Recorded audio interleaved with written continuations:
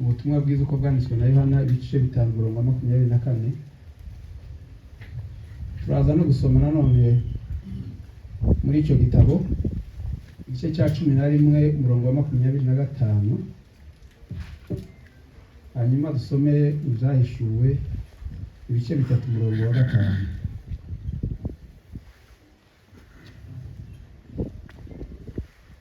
Abo bayahageze ngo asome.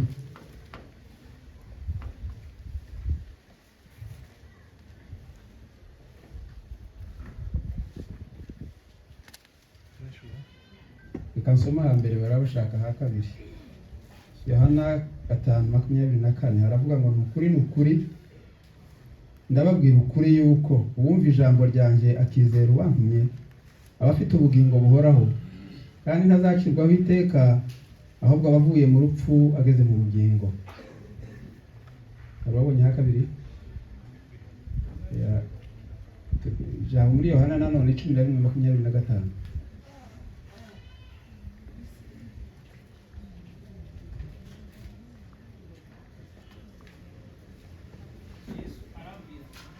Yego Yesu aramubwira ati nje kuzuka n'ubugingo. Yego unyizera naho yaba yarapfuye azabaho. amen. Byahishuwe 3:5 haravuga ngo munesha niwe uzambikwa imyenda yera, kandi sinzahanagura izina rye mu gitabo cy'ubugingo, ahubwo nzatura izina rye imbere ya data imbere y'abamarayika be. Amen.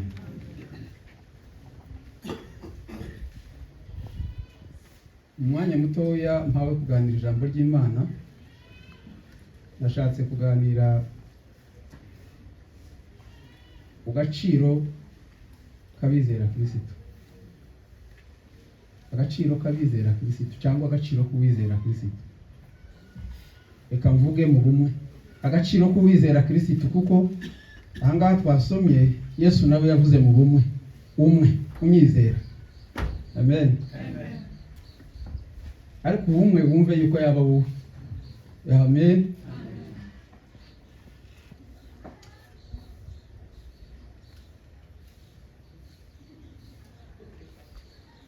Mu minsi yashize hari umugabo twari twicaranye ahantu, arambwira ngo ndasa n'ababyara ba papa, ngo n'uburyo ngenda, ngo n'uburyo abona attitude yanjye. Ndamubwira ngo ni hafi kwa ba nyirarume wa se w'umuntu, ni hafi.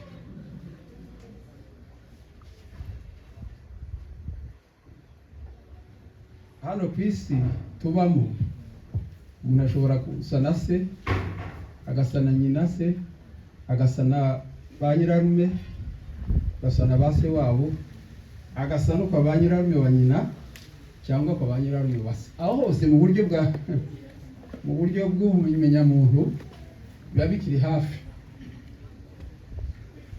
hafi, gusa abenshi ntibiborohera gutahura. Iyo agiye agasa n'abiyo hirya kure, hari abashobora kuvuga yuko adasa n'abo mu muryango we, kuko abo bareba ari se na nyina n'abavandimwe, abo bari hafi ye bamukikije ba buri munsi. Ibi ndashaka kubivuga yuko hari aho nshaka kuganisha.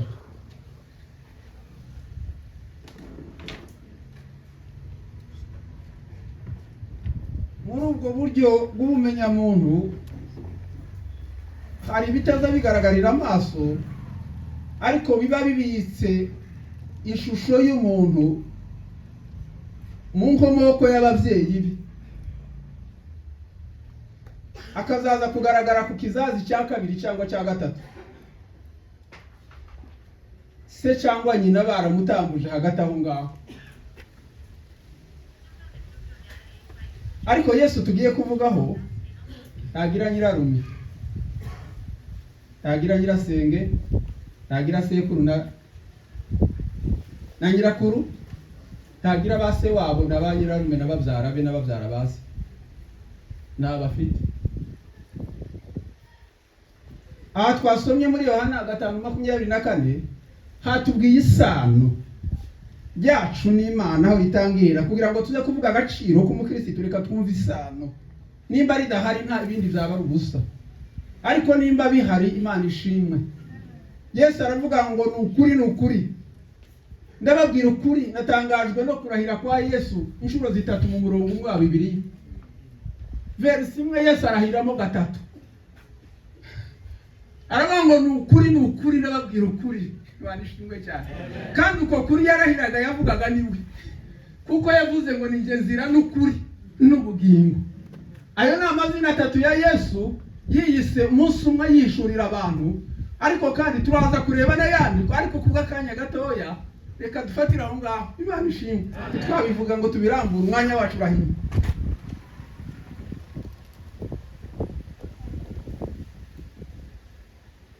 Yesu iyo avuga ukuri aba yivuga, iyo asubiramo aba yivuze ubwa kabiri, iyo asubiramo ubwa gatatu aba yivuze yihamishe. Imana ishimwe. Amen. Ndababwira ukuri yuko uwumva amagambo yanjye, aho ni isano ryacu bitangirira, niho inda yacu twitirwa. Tugiye kuvuka kw'aba Yesu. Imana ishimwe. Uwumva ijambo ryanjye akizera uwantumye aba afite ubugingo. Tumaze kuvuga ngo yaravuze ngo niwe nzira n'ukuri n'iki n'ubugingo. Mwene magambo abafite wese uko yamaze kunyizera. Wizera, wumva ijambo ryanjye akizera uwantumye aba afite ubugingo buhora butari ubw'igihe gito, kandi tazacirwaho iteka. Uko hari aho avuye atasubirayo, tazasubirayo. Hari n'aho ageze uwo yahoze ari mu rupfu, ariko kubw'iyo ntambwe abavuye mu rupfu ageze mu bugingo. Kandi uwageze muri ubwo bugingo agabana ubugingo, aba muri Yesu, agabana Yesu, aba afite Yesu. Amen.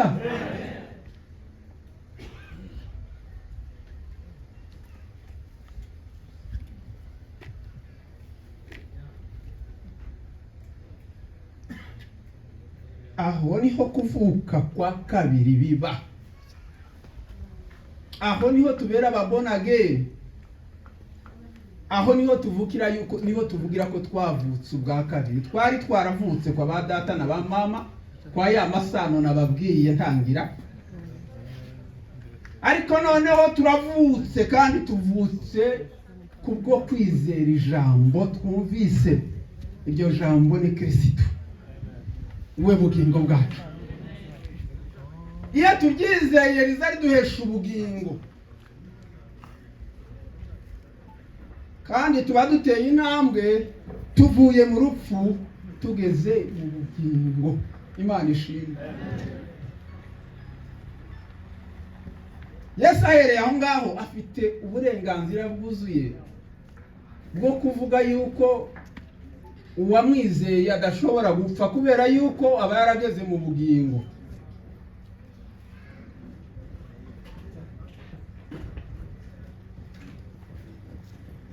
Iyo twasomye 11:25 havuga ngo, aramubwira ati nije kuzuka n'ubugingo, unyizera nubwo yaba yarapfuye azabaho. Imana ishimwe. Nari nashatse kubijanisha na Zaburi 116 umurongo wa 15 havuga ngo urupfu rw'abakiranutsi n'urw'agaciro kenshi imbere y'Imana. Imana ishimwe.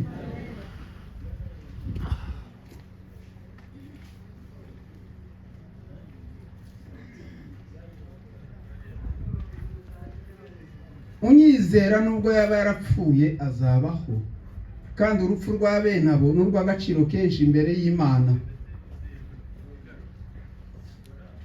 Kubaho k'umukristo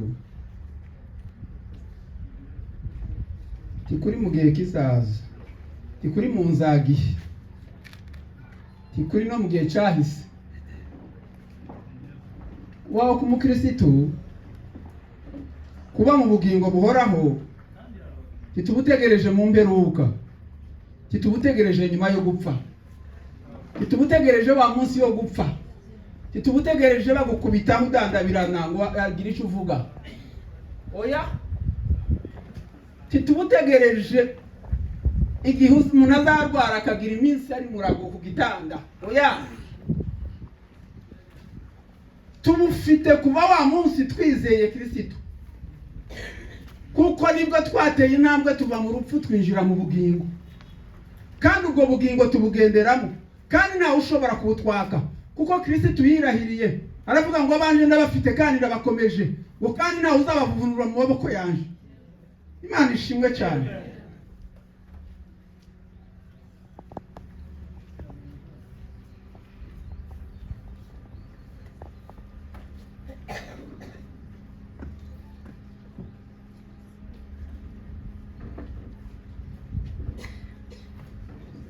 Ubugingo twagabanye muri Kristo Yesu kubwo kumwizera burusha imbaraga urupfu.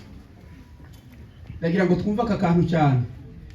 Ubugingo twagabanye muri Kristo Yesu kubwo kumwizera cyangwa kwizera Kristo kwacu gufite imbaraga kuruta urupfu. Nibyo bituma uwizera adatinya urupfu, kubera yuko yarunesheje akiri muri uyu mubiri, kandi kubera ko ubugingo tubugendana mu buzima bwa none, kubera ko twimitse Kristo muri twebwe, turiho tukivuga tugenda, turiho twaryamye twashinguwe, turiho impanda imaze kuvuga, turiho iteka ryose. Iyo umuntu yamaze kwinjira muri Kristo, gupfa kuba gutandukanye nabo.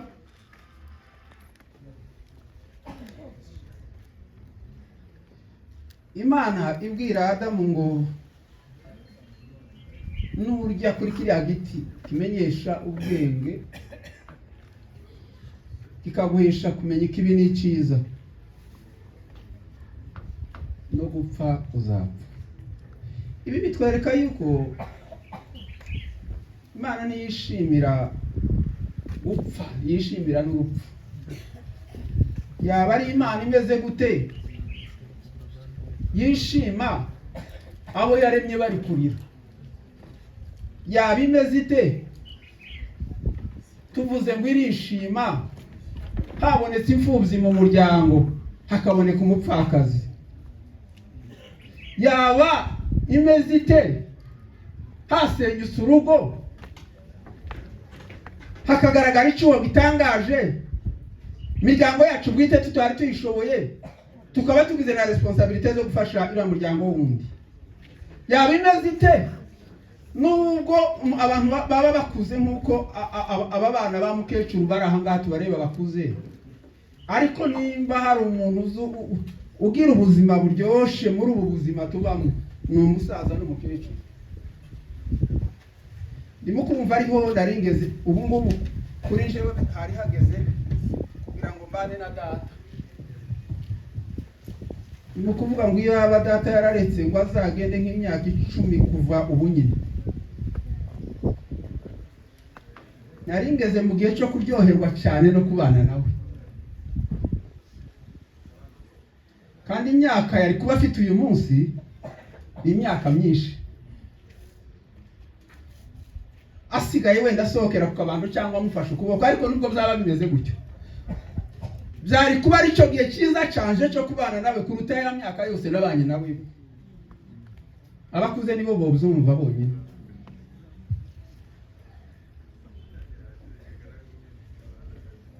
None umuntu akaba babaye uzi umubyeyi we gutyo, tukavuga ngo Imana yirishima, oya twaba tuyibesheye. Ariko kandi ijambo ry'Imana riratubwira ngo urupfu rw'abizera ni urw'agaciro kenshi imbere y'Imana. Bishatse kuvuga iki? Imana nubwo itishimira urupfu, ndetse ikaba yararuvuzeho nk'igihano, ishiraho owning kuri Adamu, imuha uburenganzira, ariko igashiraho na boundaries, igashiraho imipaka. yaravugaga ngo wanyizeye, cyangwa ijambo ry'Imana ritubwira yuko wamwizeye uru rupfu si urupfu.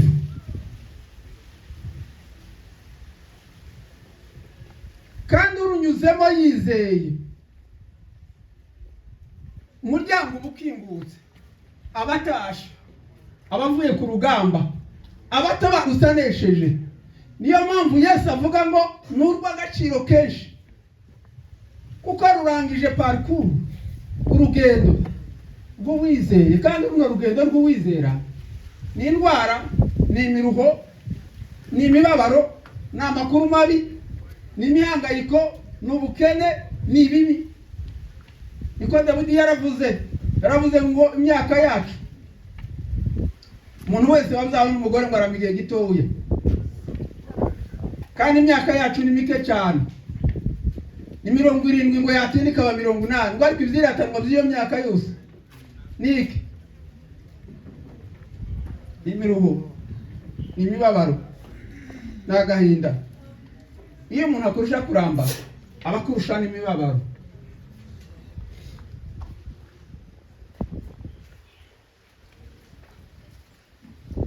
Ariko muri bwa buzima bwo kwizera, muri iyi mibabaro, niyo mpamvu ijambo ry'Imana riza ritubwira ngo Kristo afite n'inshingano ngo yo kuzahanagura ngo kila chozi.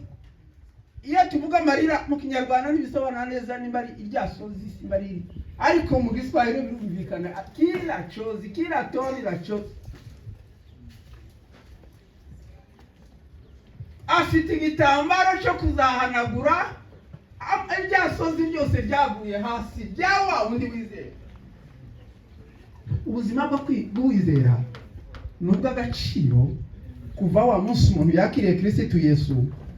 Muri ubu buzima turimo bwa surago, ku manywa cyangwa nijoro, imvura igwa cyangwa izuba riva, mu magambo akomeye y'ibinyoma se mu kurengana, mu biriho bya none cyangwa mu bizaza, mu bigoye bihambaye, ubuzima bw'uwizera tibuba muri we, ahubwo uwizera aba muri Kristo. Imana ishimwe. Tuba muri ubu buzima ariko turi muri we, muri Kristo, kuko ari mwe twavutse. Kuko ijambo ry'Imana ritubwira ngo uwumva ijambo akaryizera ngo aba yakiriye ubugingo, kandi Kristo twasanze ari we bugingo. Ni ukuvuga ko uwizera ari muri Kristo, agenda ari muri Kristo, agakorera muri Kristo, agakoreshwa na Kristo, agahamya Kristo, akamamaza Kristo, agasa na Kristo, akarota Kristo, akavuga Kristo, akamamaza Kristo, akabuha Kristo. Haleluya, haleluya. Kristo akaba muri we n'abakaba muri Kristo. Kubitandukanya ntibizashoboka. Waba wishe umwe, kandi ntibizashoboka yuko twaba tugipfuye twaramaze kwinjira mu bugingo, kandi ntibizashoboka yuko Kristo yapfa, kandi ufite imfunguzo z'urupfu na kuzimu. Ntibishoboka nawe yuko yapfa. Niyo mpamvu kubaho kwacu tubaho mu buzima budapfa. Imana ishimwe. Ubuzima bw'abizera ni ubuzima budapfa, ni ubuzima bwabwiye urupfu ngo bayi bayi rwarupfuye. Imana ishimwe. Urupfu twarubwiye bayi, nta sano tugifitanye n'urupfu, ni wabo urupfu. Titugisa narwo n'iby'iwabo, nta sano, nta mateka yandi akitwatasha ku rupfu. Umugozi waracitse, twageze mu bugingo tugenderamo duhamya kandi bwacu iteka. Imana ishimwe cyane.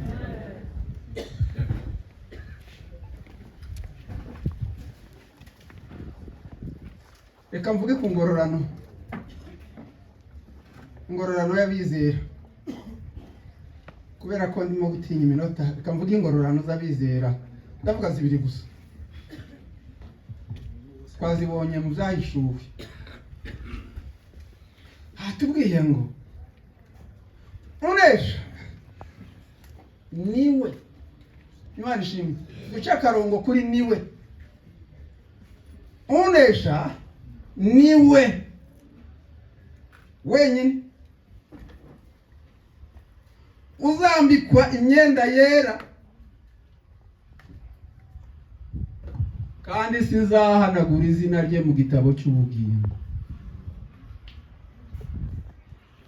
ahubwo nzatura izina rye imbere ya data n'imbere y'abamarayika be.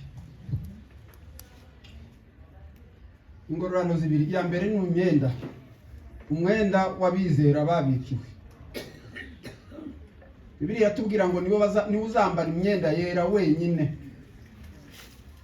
Iyo usomye aho ngaho muri icyo gice cy'Ibyahishuwe usanga iyi myenda yambawe n'abandi 24 bakikije intebe y'Imana, bambaye imyenda yera. Unesha nawe ngo azahabwa kwambara uwo mwenda. Imana ishimwe.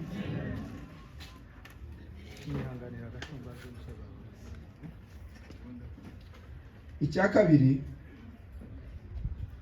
Yesu aravuga ngo nzatura izina rye.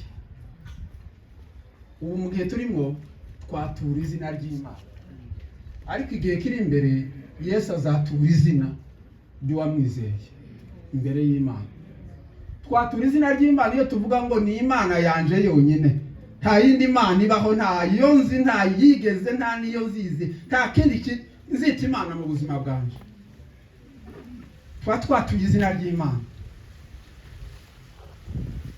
Yesu afite majukumu ya kwatura izina ry'uwizera wagendanye kwizera kuva umunsi yakwakiriye, akakugenderamo, agasanako, akagukoreramo, agahamiriza mu izina ry'Imana, akubaha izina ry'Imana. Kwizera Imana ni ukuyubaha, kwizera Imana ni ukuyubahisha, kwizera Imana ni ukwigira iya mbere mu buzima, kwizera Imana ni ukwicira bugufi, kwizera Imana ni ukumva no kumvira ijambo ry'Imana, kwizera Imana uko niko. Noneho tukaza kwatura yuko ni umwami n'umukiza wanje wenyine, kandi nzi ko ariho kubera yuko ngendera muri we. Abagendera muri we Yohana yaravuze ngo ntibishoboka yuko bene abo ngabo bakora icyaha. Imana ishimwe.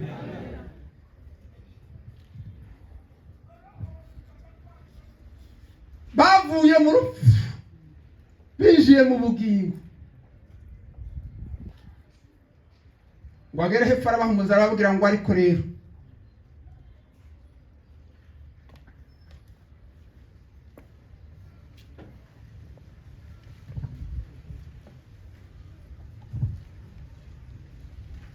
abari muri Kristo Yesu nibaterwa n'ibibashuka nibibagoye, bibuke yuko bafite umurengezi.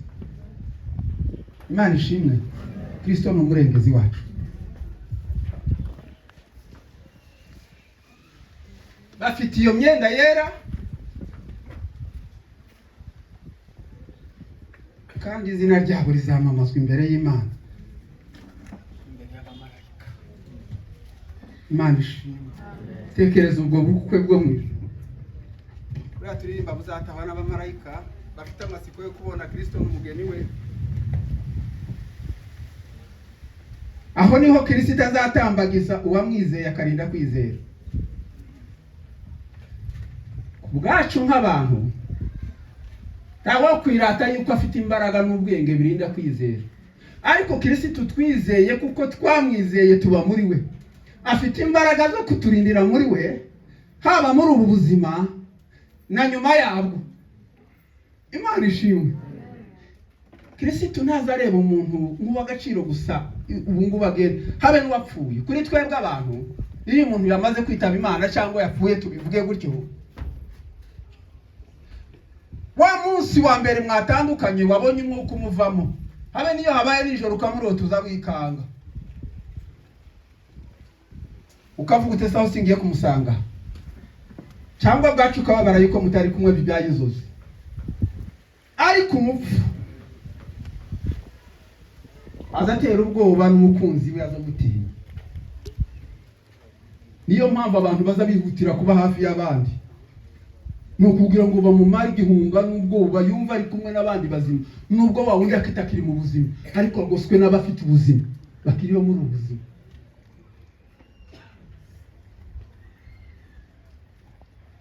Ariko Kristo uko azareba, yewe uko yarebaga umuntu umwizera agenda neza muri ubu buzima akanezeza Imana iteka, niyo aryamye hariya azavuga ngo hasigaye umunsi n'isaha, ingororano ye birahari, imyenda ye birahari,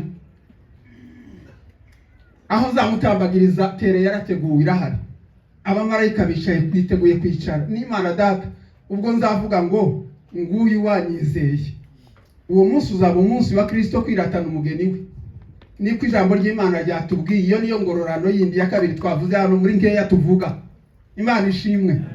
Mu ngororano nkeya tuvuga hariho kwambara uwo mwenda, kandi Imana ishimwe ku mwenda ari uzabanza, kuko nitwambara uwo mwenda tuzaba twambaye ubwiza bw'Imana, tuzaba dusa na Kristo, tuzaba twambuye kure cyane ishusho zitwa nziza za hano ku isi, twambaye ubwiza bw'Imana dusa nayo dukwiriye mu birori byo waducunguye. Amaze dufate adutambagize, agenda avuga ngo dore nguyu nababwiraga, uwo nari ntegereje nguyu, uwo nagiye gucungura nguyu, uwo mpamije ku isi nguyu, wiyanganira imugerageza nguyu, uyu niwe nabaratiraga, afite umwanya ukomeye. Imana ishimwe. Avuga ngo uyu we n'uwanjye ndamuzi n'abaranzi, kandi izina ry'uwo nguwo Bibiliya zitubwira ngo riranditse saya ngaya ba data batwise, ngo hari irindi zina dufite ritazaribonwa n'abantu ryanditse, niryo Kristo itazavuga kuri wa munsi. Haleluya. Niryo azavuga haturatira abamarayika. Imana ishimwe cyane.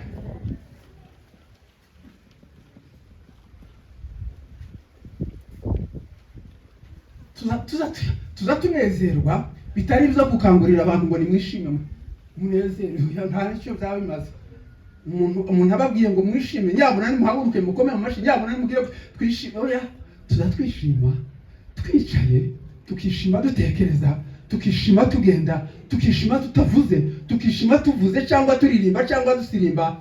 Tuzatwishima iyo wizeye yatashe, kuko barangije imihati ye, ategereje kuri wa munsi wo gutambagizwa no kugororerwa kw'abera.